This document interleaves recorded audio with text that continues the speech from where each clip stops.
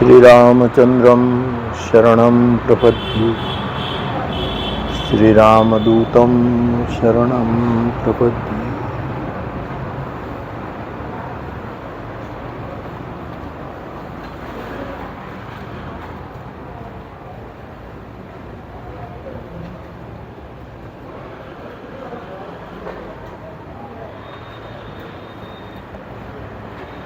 પ્રથમથી લઈને આજ સુધી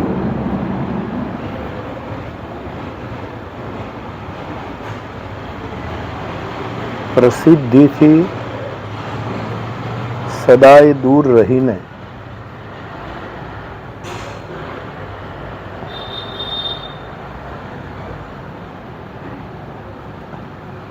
સંતરામ મહારાજની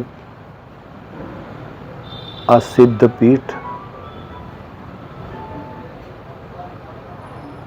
એમના સમાધિ ઉત્સવ નિમિત્તે આદિ પુરુષથી લઈને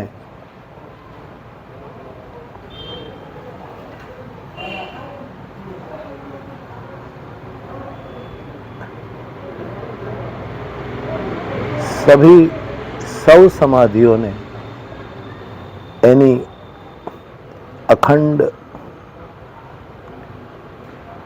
ગુણાતીત જ્યોતિને હું મારા પ્રણામ કરું છું.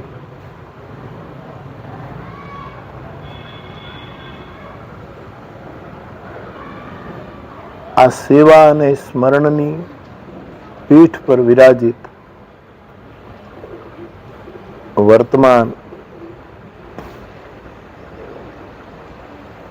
મહંત શ્રી પૂજ્ય રામદાસજી બાપુ,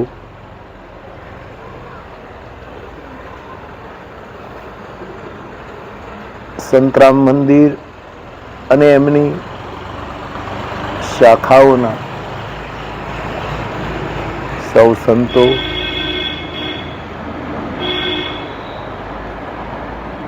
આ સહજ અને દિવ્ય પ્રસંગે જે મહાત્માઓ, ચિંતકો, મહાપુરુષો પોતાના વિચાર અને વાંગ્મય આહુતિ આપવા માટે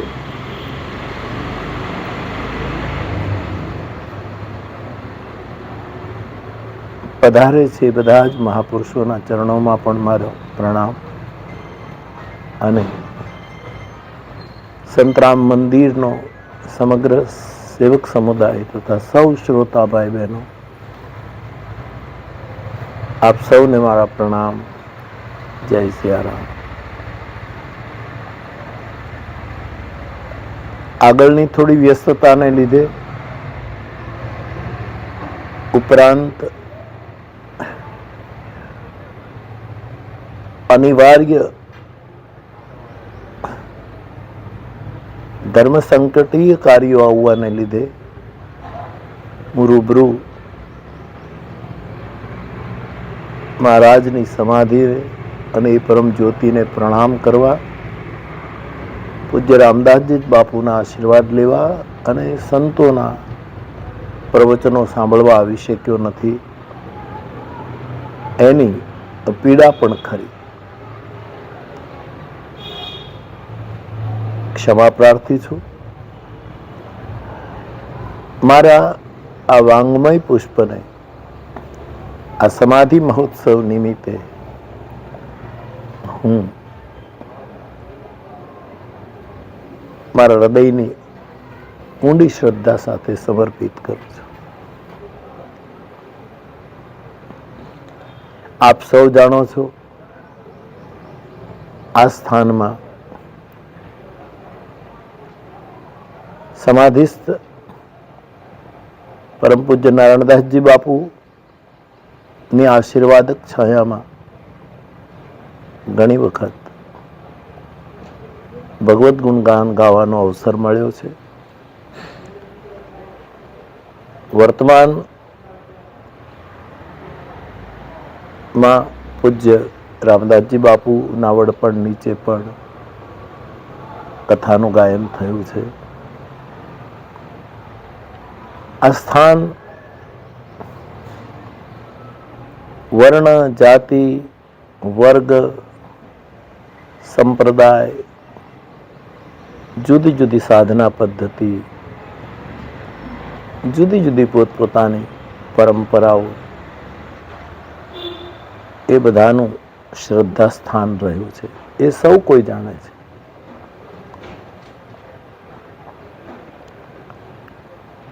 પૂજ્ય રામદાસજી બાપુનો મારા તરફનો સ્નેહાદર સૌ જાણે છે. હું તો વિશેષ જાણું છું.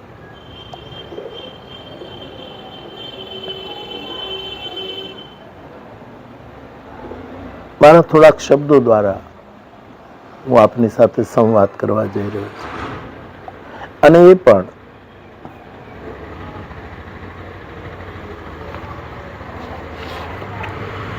એક પદ ના દ્વારા. પૂજ્ય રામદાસજી બાપુએ એ પદ મને મોકલ્યું એકદમ સરળ ભાષામાં.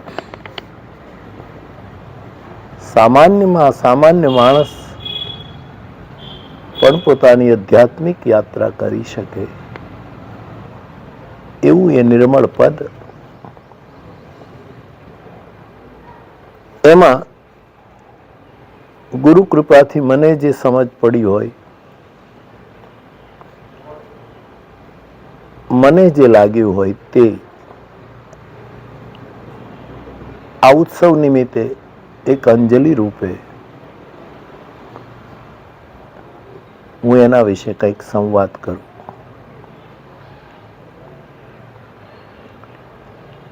પદનું શીર્ષક છે સંતરામ તો નિર્મલ જોગી.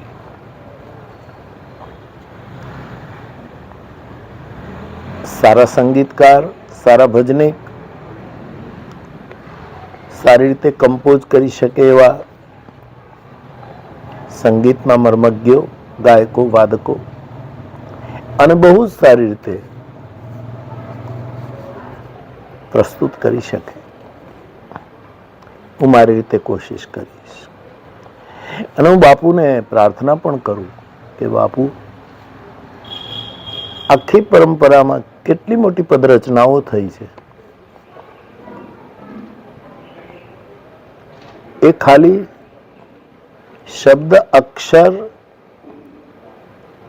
નો એક સમૂહ માત્ર નથી, પરંતુ ધીરે ધીરે ધીરે સાધકને પરમ પદ સુધી લઈ જનારી એક સાધના પદ્ધતિ પણ છે.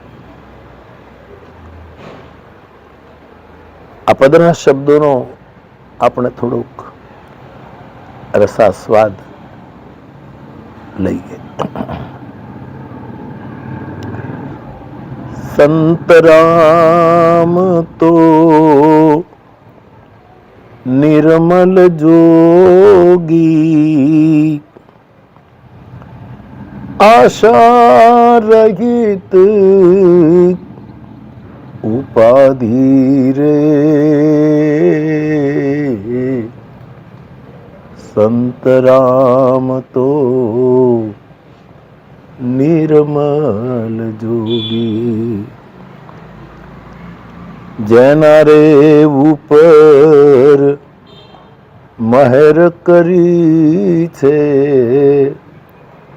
જેના રે ઉપર મહેર કરી છે, તેને વસ્તુ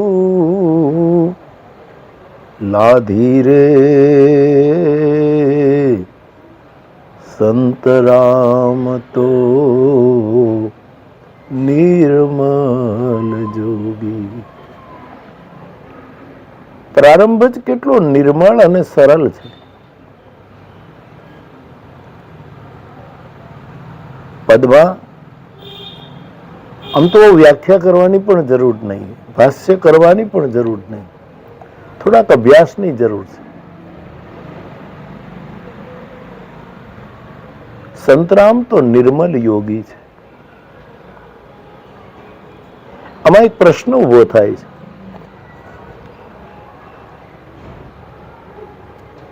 કે યોગીની આગળ નિર્મલ શબ્દ લગાડવાની જરૂર છે? યોગી તો નિર્મલ જ હોય, પણ છતાં મહારાજ શ્રી નિર્મલ વિશેષણ કેમ લગાડતા?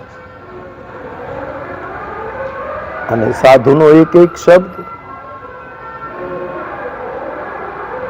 કેટલા મોટા આધ્યાત્મિક અર્થો રાખતા હોય છે.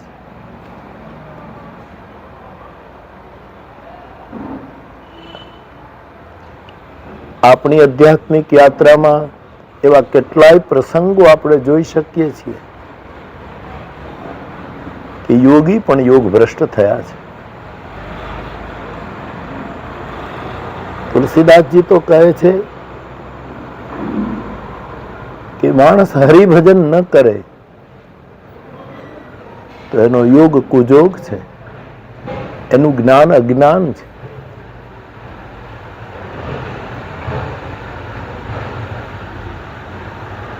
સંતરામ મહારાજ કહે છે કે આ પદમાં એમ કહે છે કે સંતરામ મહારાજ એ આદિ અંત નિર્મલ જોગી છે.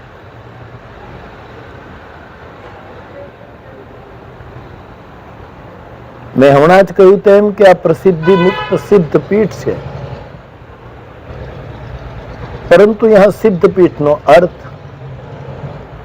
केवल योग सिद्धि नहीं है. निर्मल નો अर्थ થાય છે શુદ્ધ, શુદ્ધ સચ્ચિદાનંદમય કંદ ભાનુકુલ કેતુ. જેમ રામચરિત્ર કરે છે એમ સંત પણ લીલા કરે. અને સંત અને રામ બે શબ્દનો યુગપદ નિર્વાહ એક શબ્દમાં કેટલું બધું કહે છે. આનો અર્થ આપણી નિષ્ઠા બરાબર હોય તો એવી રીતે અનુભવમાં આવે છે કે સંત એ જ રામ છે અને જે રામ છે એ સંત પણ છે. રામ સાધુ તુમ એવું માનસમાં લખાયું છે.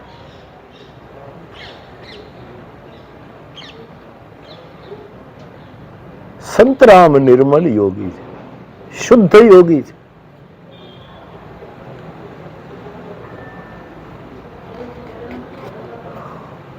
કારણ આશા રહિત છે અને ઉપાધિ રહિત છે. આશા આવી, ઈચ્છા આવી એટલે મલિનતા આવી. યોગેશ્વર ભગવાન શ્રી કૃષ્ણ ગીતામાં કહે છે, આશા અપાશ શતૈર બધા કામ ક્રોધ પરાયણ.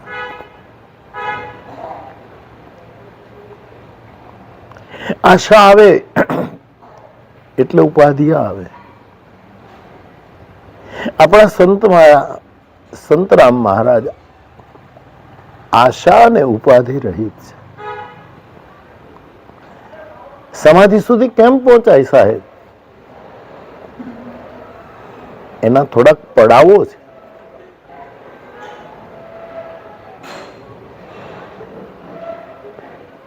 પહેલો પડાવ છે આધિ.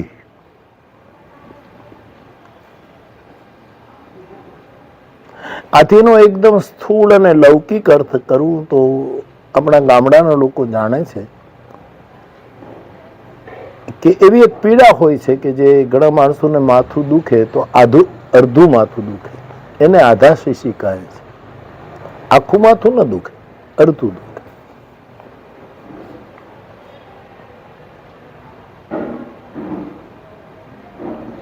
ઘણા માણસોની પીડા આવી હોય છે, અડધી અડધી. એ સત્સંગમાં જાય તો સુખી થાય, પણ પાછો એ જ માણસ રિસેપ્શનમાં જાય તો એની આખી સ્થિતિ બદલાઈ જાય. એ ધ્યાનમાં બેસે તો બહુ જ સુખી છે.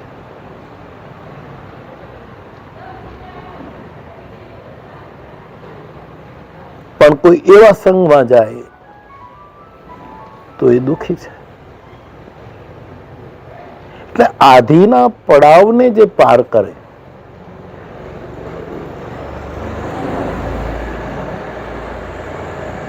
એના પછી જે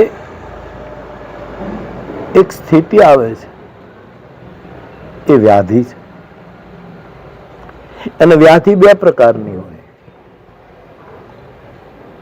એક વ્યાધિ તો શરીરની વ્યાધિ છે, એક વ્યાધિ મનની વ્યાધિ છે. આપ સૌ જાણો છો, સંતો તો જાણે જ. એમાં પૂજ્ય રામદાસજી બાપુ તો રામચરિત માનસના બહુ જ એક મર્મી મહાપુરુષ છે. એની સાથે કોઈ પણ વાતચીત કરો તો ક્યાંક ને ક્યાંક માણસની ચોપાઈ આવીને ઊભી રહે. અને ક્યારેક ક્યારેક એમનું પોતાનું મૌલિક અર્થઘટન પણ રજૂ થતું હોય છે.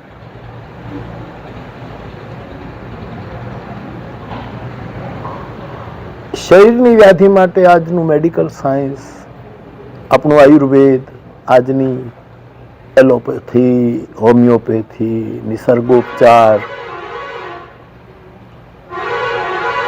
એ બહુ જ પ્રયત્ન કરે છે અને પ્રયત્નો ચાલી રહ્યા છે.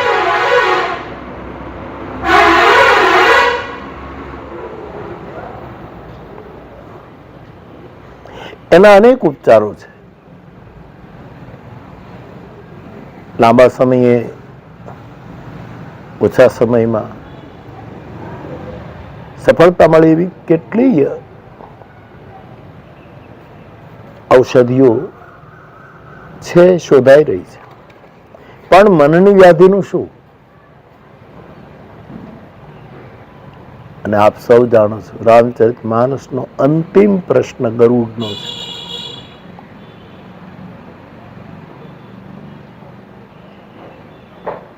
સાત પ્રશ્નો કર્યા, એમાંનો એક મહત્વનો પ્રશ્ન છે, માનસ રોગ ઉપર મને હે મારા બુદ્ધ પુરુષ કંઈક કહો. અને મનોરોગ ઉપર કેટલું મોટું એક બુદ્ધત્વ ભરેલું પ્રવચન આપણી પાસે માનસમાં સંગ્રહિત.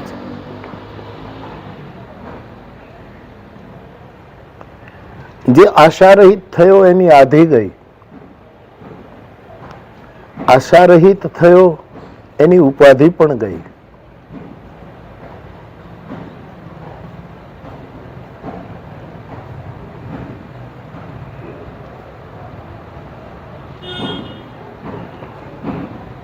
અને આધી જાય, ઉપાધિ જાય, વ્યાધિ જાય, પછી એક ઉપાધિ, આધિ, વ્યાધિ અને ઉપાધિ, એના પછી ઉપાધિ જાય. અને જ્યારે આ વામનના 3 પગલા, આપણા જેવા વામન લોકો, વિચારોના કમજોર, દ્રષ્ટિના કમજોર, વ્યવહારના કમજોર, વૃત્તિના કમજોર, એ અર્થમાં આપણે વામન છીએ, બહુ નાના છીએ. પરંતુ ભગવત કૃપા સંતરામ મહારાજ જેવા કોઈ સિદ્ધ શુદ્ધ મહાપુરુષના આશીર્વાદ મળે તો એક એવા 3 ડગલા ભરી શકાય, આધિ, વ્યાધિ અને ઉપાધિ. અને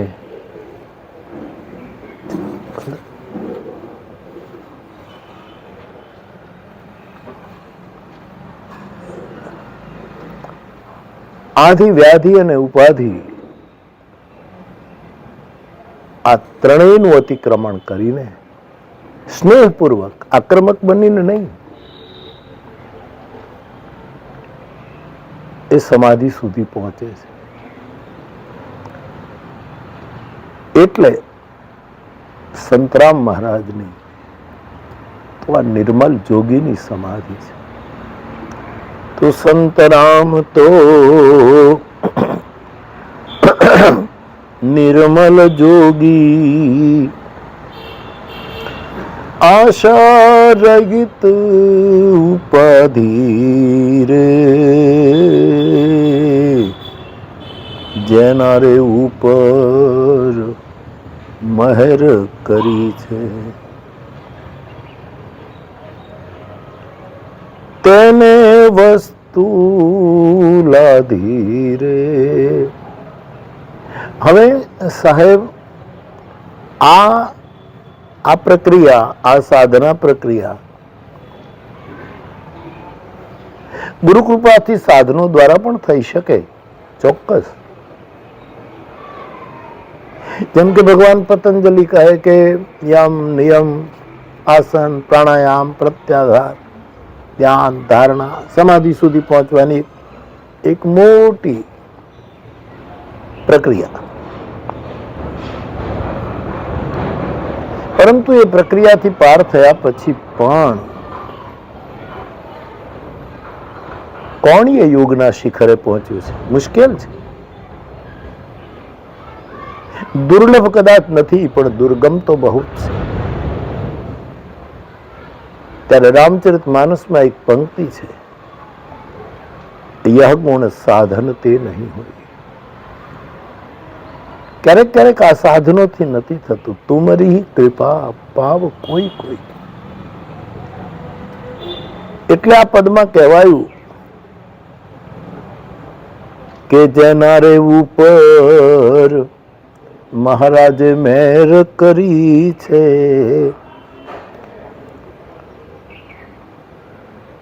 તેને વસ્તુ લાધી રે. સંતરામ તો નિર્મલ જોગી. જે જન એમને શરણે રહે છે, તેને લે છે તારી રે.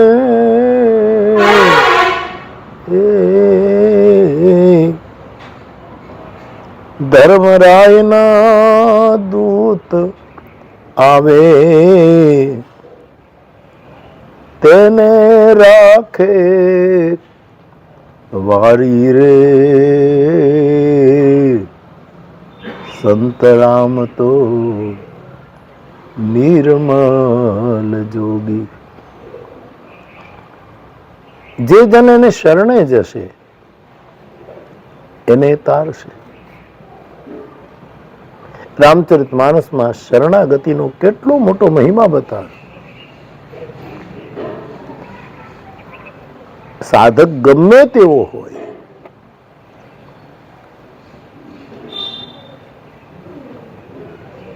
પણ જો એક વાર શરણ જાય, શત્રુદેવ પ્રપન્નાય તવાસ્મીતિ ચ યાચતે અભયમ સર્વભૂતેભ્યો.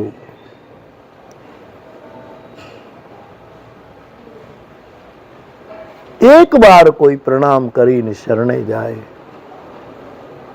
તો એને અભય પદ મળે, એને તારી દે. પણ શરણાગતિ એકની એક જ વાર અને અંતિમ વાર એ બહુ જ કઠિન છે. ક્યારેક ક્યારેક આપણી વ્યભિચારીની બુદ્ધિ ખબર નહીં આપણને કેટલી ભટકાવે છે. જે કોઈ શરણાગત થશે સંતરામ મહારાજને, એને તારી લેશે. તરાપો બનીને, હાથ લાંબો કરીને. તારવાના ઘણા પ્રકારો છે, એને લેશે તારી લે. ત્રણ તાપ તો સહેજે મટાડે, લખ 84 ફરવું રે.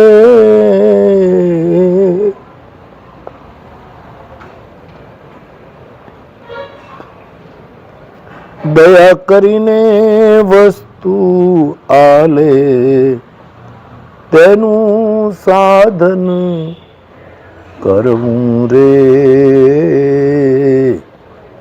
સંતરામ તો નિર્મલ જોગી. ક્ષિપ્રમ ભવતિ ધર્માત્મા. ગીતાકાર કહે છે કે હું તુરંત ધર્માત્મા બનાવી દઉં. આપણું રામચરિત માનસ એમ કહે છે કે કરવું સદ્ય તે સાધુ સમાન. જે શરણે આવે એના ત્રણેય તાપને સહેજે મટાડી દઉં.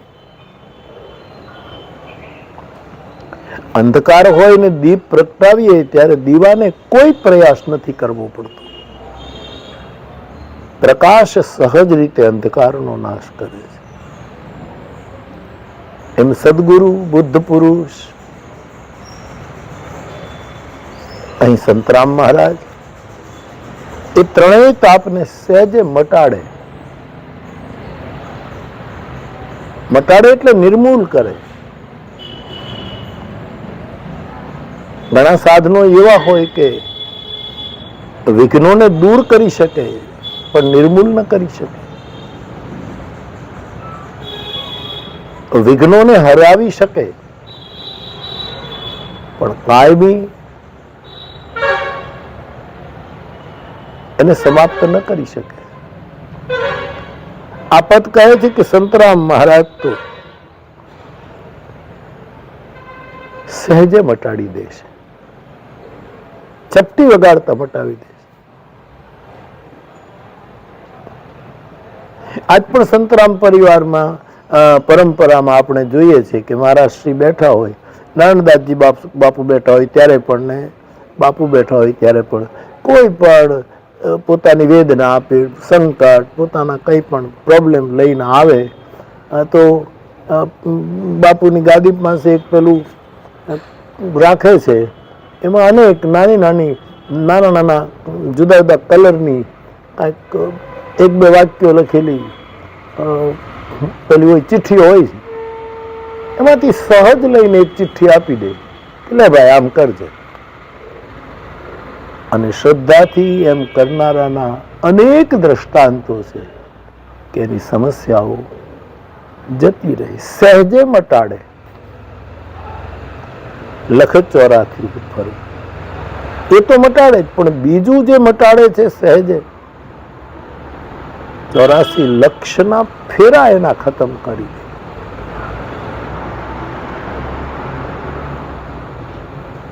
ફેરા બે પ્રકારના હોય. એક તો આ પુનરપી જન્મ પુનરપી મરણમ, ભગવાન જગતગુરુએ કહ્યું તેમ જનન મરણના ફેરા એ પણ છે, એ પણ મટા. પણ ક્યારેક ક્યારેક તો સદગુરુ તમે રાસ લો, ગરબો લો તો એમાંય ફેરા જ છે, એમાંય ફરવાનું જ છે. જ્ઞાન માર્ગ, યોગ માર્ગ 84 ફેરાથી બહાર કાઢે. અને કૃપાનો માર્ગ, કરુણા માર્ગ, સંતરામ મહારાજનો માર્ગ, મહાપુરુષોનો માર્ગ આપને બ્રહ્મને કેન્દ્રમાં રાખી અને એની ચારે બાજુ રાસ કરતા કરી શકે છે. એ પણ કૃપા કરી શકે. આપણે શું કરવાનું? આપણે એટલું જ કરવાનું કે કૃપા કરીને એ જે કંઈ સાધન બતાવે કે ભાઈ તું આ કર, એ સાધન કરવું. પછી એમાં તર્ક ન કરવો કે આ કરવાથી આમ થશે આમ થશે, નહીં. બોલે સો નિહાલ. જે કહી દીધું તે કહી દીધું.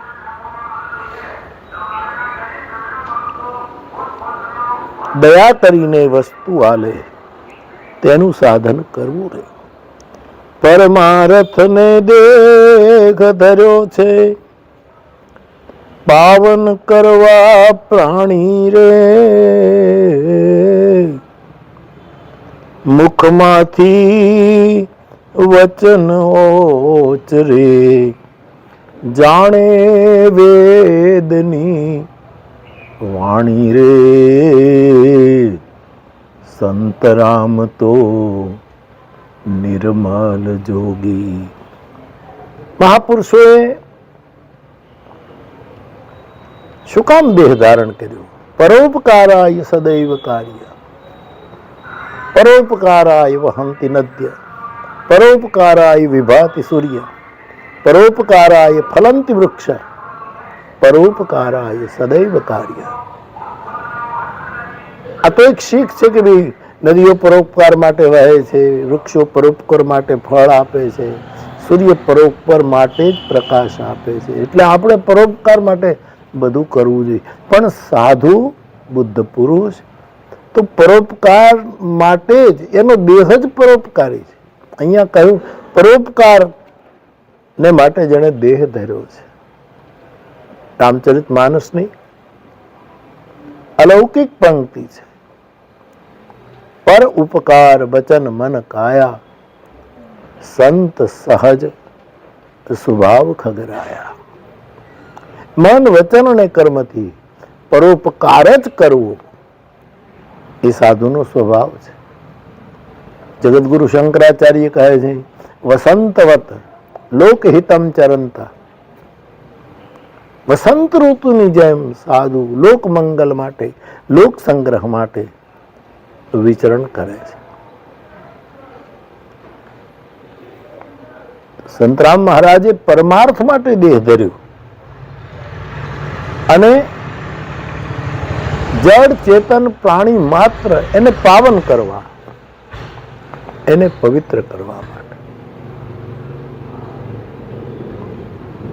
એને દેહ ધારણ કર્યો છે. અને આવા મહાપુરુષના મુખમાંથી જે કઈ વચન નીકળે,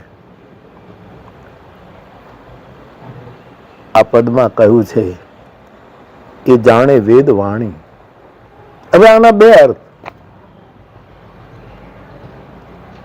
પરમાર્થને દેહ ધર્યો છે, પાવન કરવા પ્રાણી રે, મુખમાંથી વચન વચરે, જાણે વેદ વાણી રે. મહાપુરુષના મુખમાંથી જે પણ વચન નીકળે, મારી દ્રષ્ટિએ જાણે વેદ વાણી રે, એના બે અર્થો કરવા જોઈએ આપણા આંતરિક વિકાસ માટે. દુનિયાને ઉપદેશ આપવા માટે નહીં. પહેલું કે બુદ્ધ પુરુષના મુખમાંથી જે વચન નીકળે એ તો જાણે વેદ વાણી છે, એ વેદની વાણી છે. જેના જીવનમાં ચરિત્ર છે, છેદ છે, એની એ વાણી નથી.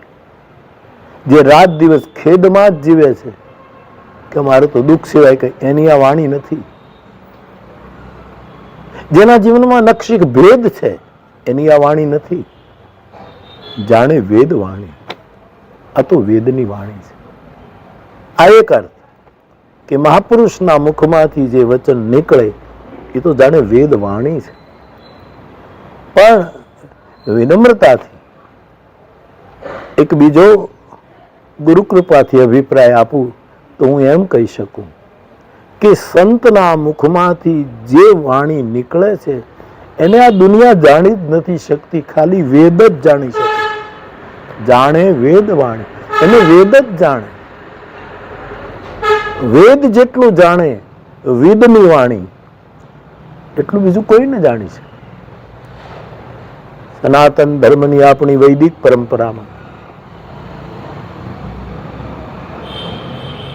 કેટલું કેટલું બોલાયું છે, કેટલી વાણી ઉચ્ચારાય છે. શ્લોકમાં, લોકબોલીમાં, ભજનોમાં, પદોમાં, પ્રવચનોમાં, ગદ્યમાં, પદ્યમાં, કવિતાઓમાં કેટલી કેટલી વિધાઓથી વાણી ઉચ્ચારાય છે. શબ્દ આકાશનો ધર્મ છે એટલે ખૂબ વિશાળતાથી વાણીનો, અહીં વિલાસ શબ્દનો અર્થ કરું તો ખોટો ન કરશું. આ વિલાસ એટલે આધ્યાત્મિક શબ્દ છે. આપણે બકવાસ કરતા હોઈએ એક પ્રકારની નિમ્ન વાણી છે. આ તો પરમ વાણી, જેને ક્યારેક ક્યારેક સંત વાણી કહેવામાં આવી, ક્યારેક ક્યારેક એને આકાશવાણી કહેવામાં આવી.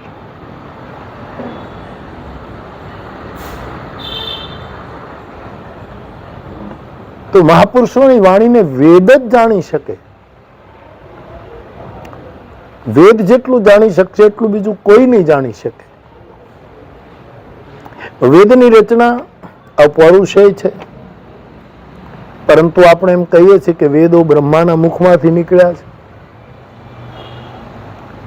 અને ભગવાન જ્યારે દેવતાઓ કહેવા માંડ્યા કે ભગવાન ક્યાં મળે, ક્યાં મળે, ક્યાં પ્રગટ થાય,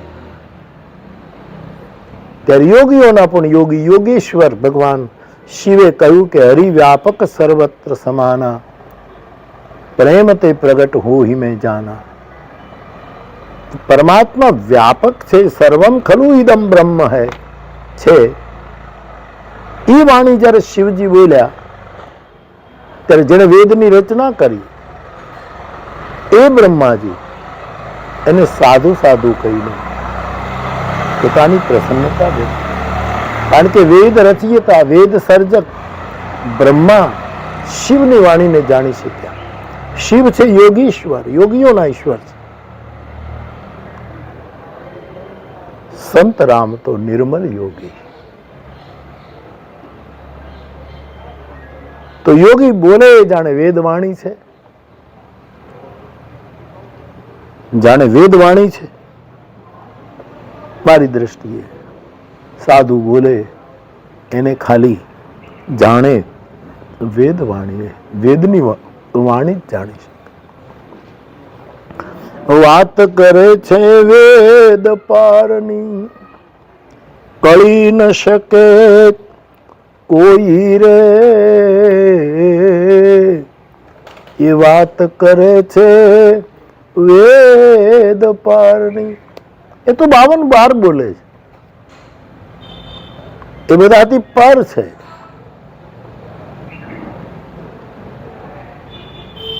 વેદ પણ જ્યાં નેતિ નેતિ કરીને અટકી જાય છે એના ઉપરની વાણી સાધુ બોલે, પારની વાણી. આપણી સંત વાણીમાં પણ બોલાયું વદે વેદ વાણી રે, જેની સુરતા શામળિયાની સાથ. વદે વેદ વાણી રે.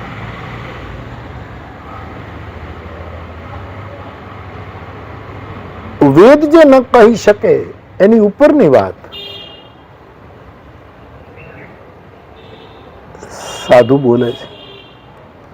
વાત કરે છે વેદ પારની, વેદથી પારની વાત કરે.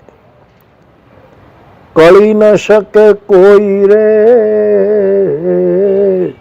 એને કોઈ ન કળી શકે. કોઈ એમ ન કહી શકે કે અમે જાણી ગયા ઇતિ નકો નેતિ જ. વાત કરે છે વેદ પારની, કળી ન શકે એને કોઈ રે. રાત દિવસ જે સંગ કરે છે એવા પ્રેમી જનને જોઈ રે. આવા કોઈ મળી જાય અને એનો જે રાત દિવસ સંગ કરે છે, કૃતાર્થો હમ, કૃતાર્થો હમ, કૃતાર્થો. ભગવાન શંકર કહે છે મહારાજ મને નિરંતર સત્સંગ મળે. રાત દિવસ જે આવા કોઈ મહાપુરુષનો સંગ કરે છે, આવા કોઈ પ્રેમીજન, આવા કોઈ બુદ્ધ પુરુષ, એના મોક્ષના દરવાજા ખુલી જાય. કપિલ ભગવાન મા દેવહૂતિને કહે છે કે માં, જે આસક્તિ સાંસારિક પદાર્થોમાં છે એ જ આકર્ષણ. સાધુ શું કૃતો, કોઈ સાધુમાં જો હો જાય, થઈ જાય તો મોક્ષ દ્વારમ અપાવૃતમ, મોક્ષના દરવાજા ખુલી જાય, એની મેળાએ ખુલી જાય. એવા યોગી સંતરામ મહારાજ માટે આ પદમાં કેટલો મોટો સંદેશ, આદેશ અને ઉપદેશ ત્રણેય છે. વિષય જીવ માટે સંદેશ છે, સાધક માટે એમાં ઉપદેશ છે, અને કોઈ સિદ્ધ છે એનો આદેશ છે. આ ત્રણેય વસ્તુ મારી દૃષ્ટિથી ગુરુ કૃપાથી આ પદમાં સમાયેલી છે. ફરી એક વખત, સંત રામ તો નિર્મલ જોગી, એજી આશા રહિત ઉપાધિ રે, જેના મારે ઉપર મહેર કરે છે, એ જેના ઉપર મહેર કરે છે તેને વસ્તુ લાધી રે. સંતરામ તો નિર્મલ જોગી, સંતરામ તો નિર્મલ જોગી, સંતરામ તો નિર્મલ જોગી. એવા સંતરામ મહારાજને, એમની પરમ જ્યોતને મારા વારંવાર પ્રણામ. અને પૂજ્ય મહંત બાપુ રામદાસજી બાપુ મને જે સમજાયું આ પદ, એ રીતે મેં મારી વાણીનું પુષ્પ આ સમાધિ ઉત્સવે સમર્પિત કરું છું. પૂજા મારી માની લેજો. ફરી એક વખત આપ સૌને મારા પ્રણામ. જય રામ, જય મહારાજ, સૌને જય સિયારામ.